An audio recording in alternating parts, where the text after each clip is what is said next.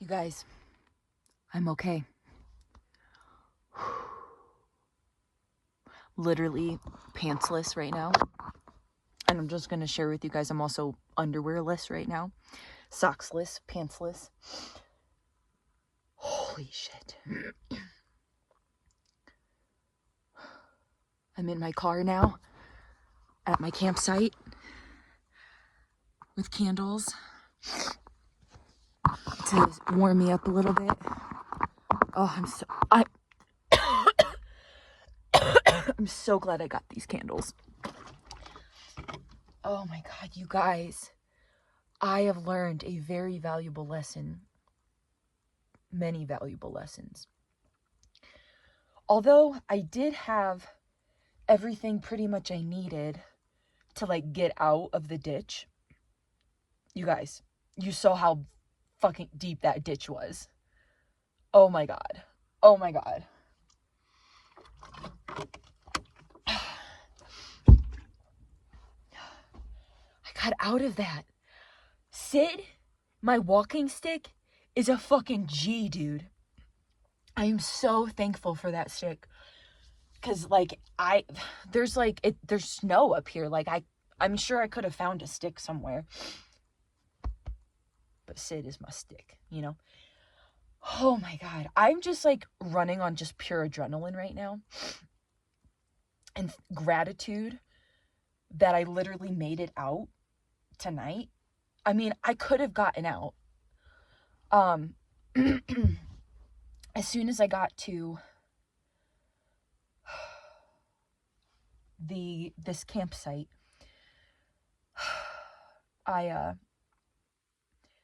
had enough bars to, I had one bar. I had just enough service to call Mallory. So when I called her, it started ringing. I was like, hallelujah. And I'm so glad when she answered, I was like, I'm okay, dude. I'm okay. Mallory, thank you so much, dude. Oh my God. She sent out dispatch. And here's the crazy thing is as soon as I got out of the ditch, I mean, it took me several inches to actually fully get out. But when I as soon as I got out, I saw another car coming. And then I was like I pulled into the campground because I went past a little bit past the campground, which I shouldn't have done because it was sketchy. The snow, I didn't realize there was a bunch of ice under the snow. But when I came back, as soon as I got out, I was heading towards the campsite and I saw lights. And then when I called Mallory, she said that she sent dispatch. So I'm pretty sure that was dispatch. And then she had to call them and let them know that I got out. But even getting into this campground, this campsite, I'm pretty sure I'm the very first one to actually come up here this year.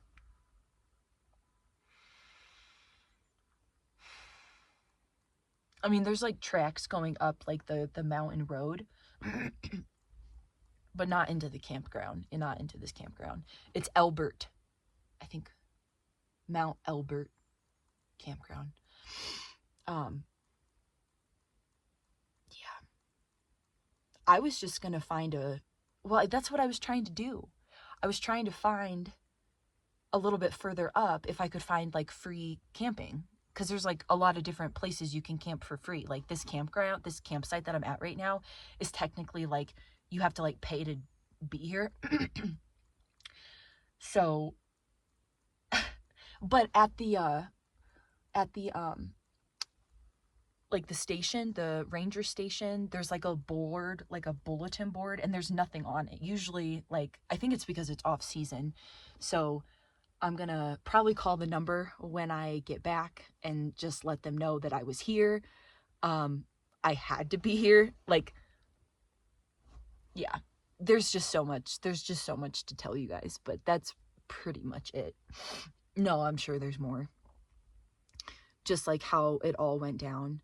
And I'm just glad I'm vlogging about it now, so it's like still fresh in my mind, and I'm pretty shaken up still by it. But man, I'm gonna tell you, as you guys literally saw, I had to muster up all of my warrior energy in me to not give up. Like, I wasn't gonna give up anyway, because I really didn't want to stay there that night. Like, worst case scenario, I would have just camped there. Not camped, but I would have just, like, slept where I was stuck. I didn't want to do that. But it took me 2 hours to get out. But I'm thankful, obviously, that I got out, and now I think I'm at campsite 9. But yeah, I wasn't even going to stay at this campsite. I was going to stay, like, right up the road, because there's, like I said, free and dispersed camping. But apparently, you know, that didn't work out. Lesson learned. Just so many lessons. And, like, it definitely is telling me, like, I definitely hear the message of, like, definitely, you know, I ain't fucking around anymore, you know, like, without being, like, having emergency preparedness. Like, I feel like this experience tonight is gonna make me just be very prepared for, like, things like this. I mean, I was prepared, I guess, in a way. I guess because I have tons of water, and I have tons of food, clean clothes, a guitar, my flute and drum, blankets. Like, I know I'm going to be warm tonight. Oh, and candles, because I didn't get firewood. I didn't want firewood. I just wanted candles to be in my little car, you know. And it does keep it warm, and don't worry, I'm safe in here with the candles. But yeah, what else was I gonna say? Yeah, I'm pretty high right now, just like high on, like, adrenaline, and you guys are getting, like, the real effects, I guess, like the real time.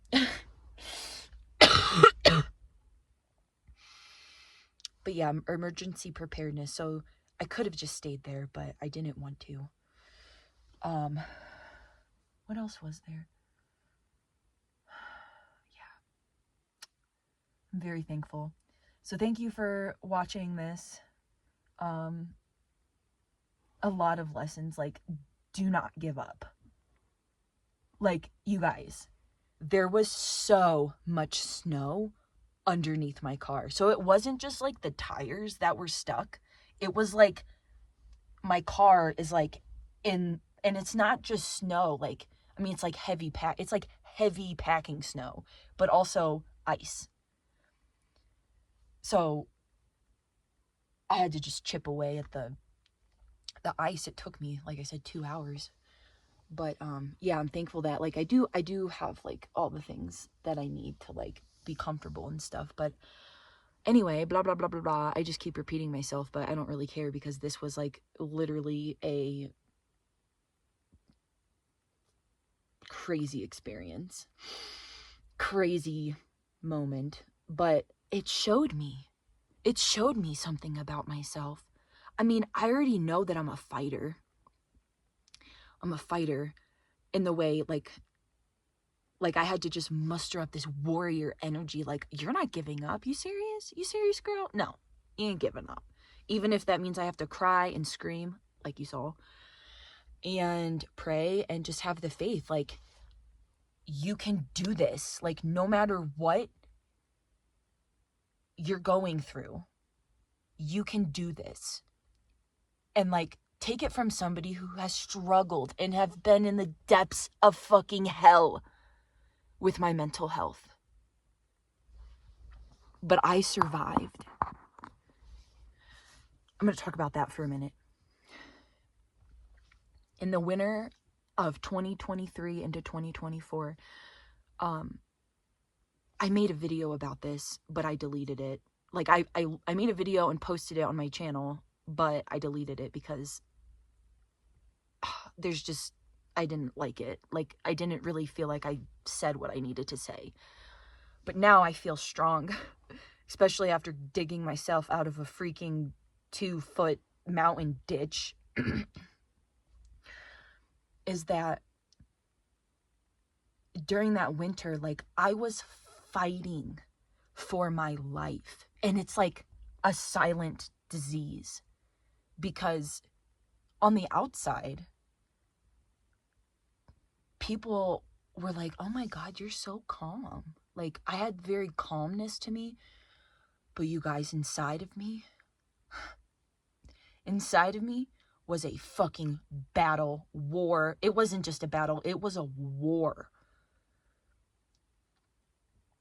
And I really, really blamed myself at the time, and really hated myself, absolutely hated myself for, like, taking myself off of my medication, like, earlier that year, because I was in the mountains and I felt good. But, like, do not, like, if you're on a antidepressant, like, okay, I'm not trying to give medical advice, I'm just sharing with you my experience. Like, to just stop taking my Prozac at the time was the worst thing literally that I could have done for myself, because when I hit, like, after 2 or 3 months of, like, not being on it, and I came back home to Ohio and it was wintertime, like,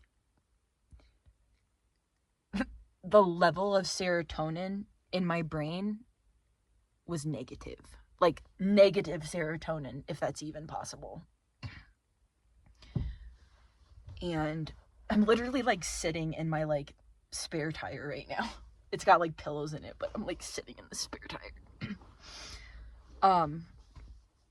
Yeah. Where was I going with that? Yeah, so, I don't know, I feel like there's something about that time, like, I'm thinking about that winter and how scary that was for me, you guys. Like, I was so, like, I went into the hospital twice that winter. And no, it's not because I'm crazy, although, whatever.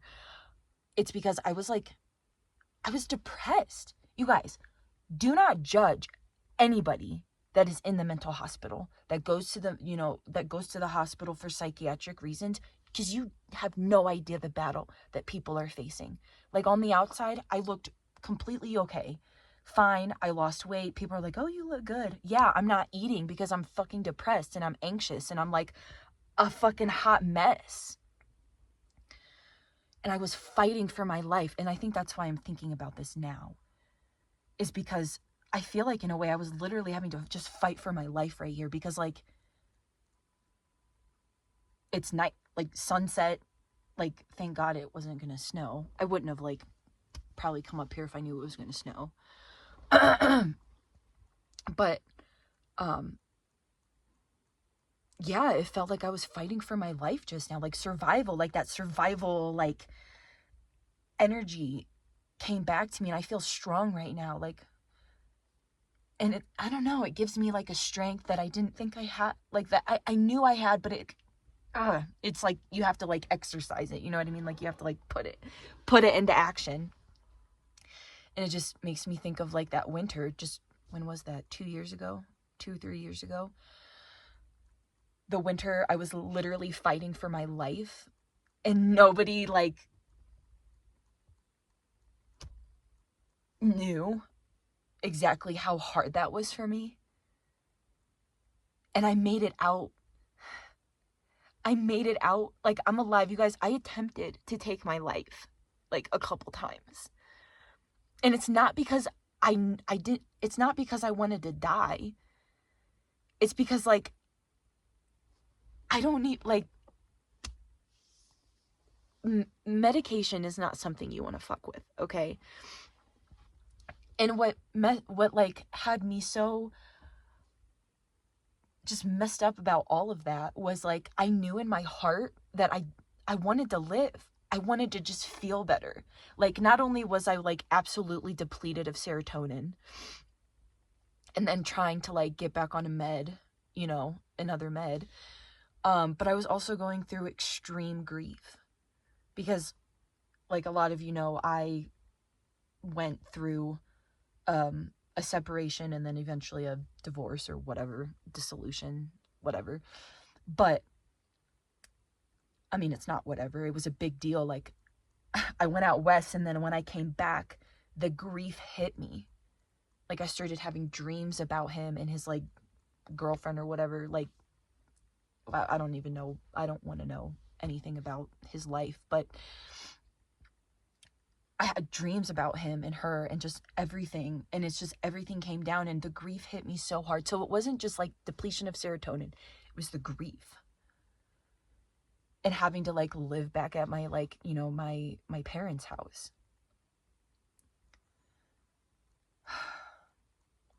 That was such a hard time for me. And I guess this experience tonight is making me think about this and how fucking strong I am. Like, you don't think you can do something, you can. I'm just so happy I made it out of that. And I'm not just talking about the ditch, although I am too, but it like correlates into like that time, you know?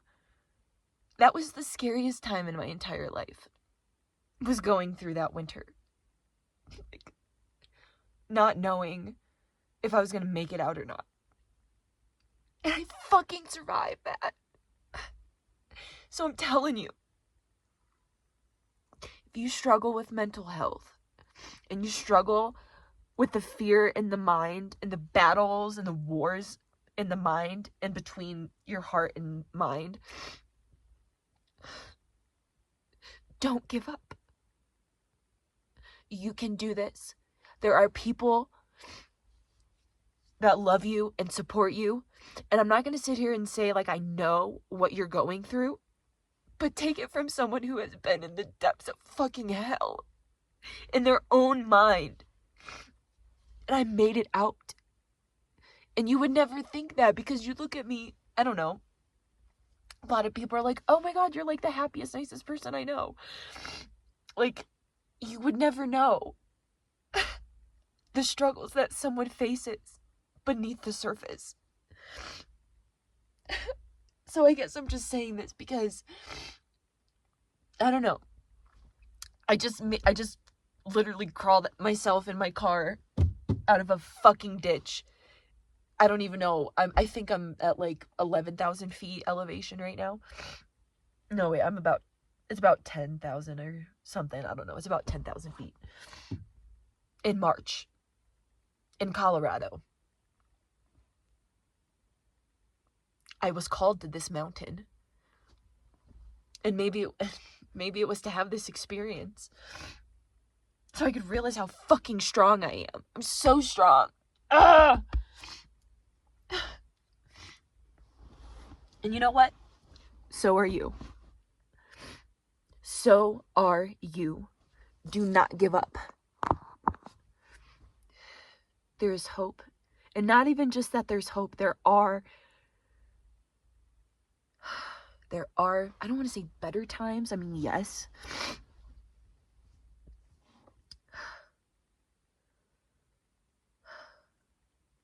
You will make it out of this. Whatever you're going through, you will make it out. Okay? So I guess that's just, hopefully you see my coochie.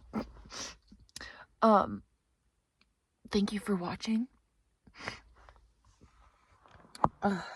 Thankful for this candle burning. Yeah, so tomorrow, or maybe Friday, I don't know, I think I'm gonna take tomorrow to relax here, maybe like go down by the stream, and then maybe Friday I'm gonna attempt to summit the mountain, Mount Elbert, the highest mountain in Colorado.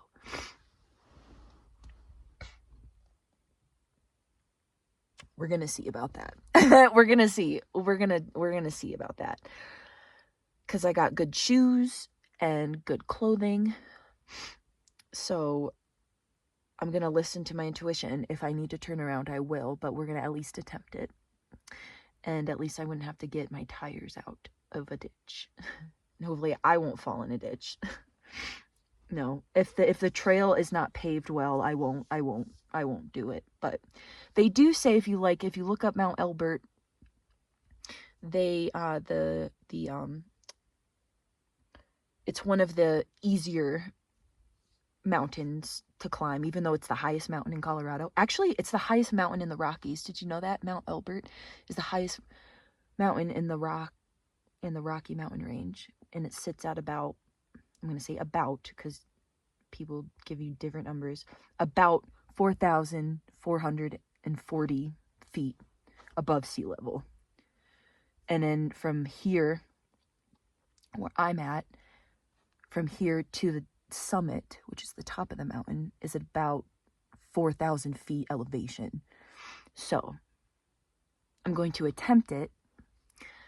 It's a beginner-friendly hike, is what they say, even though it's still like hard because it's climbing a fucking mountain. But yeah, we're gonna attempt that. But before I do that, I need to regulate my nervous system because blah blah blah blah blah blah blah. So thank you for watching this, I guess, episode of my Colorado journey. Yeah, have a great night. I love you. Take care, and remember, you can do this.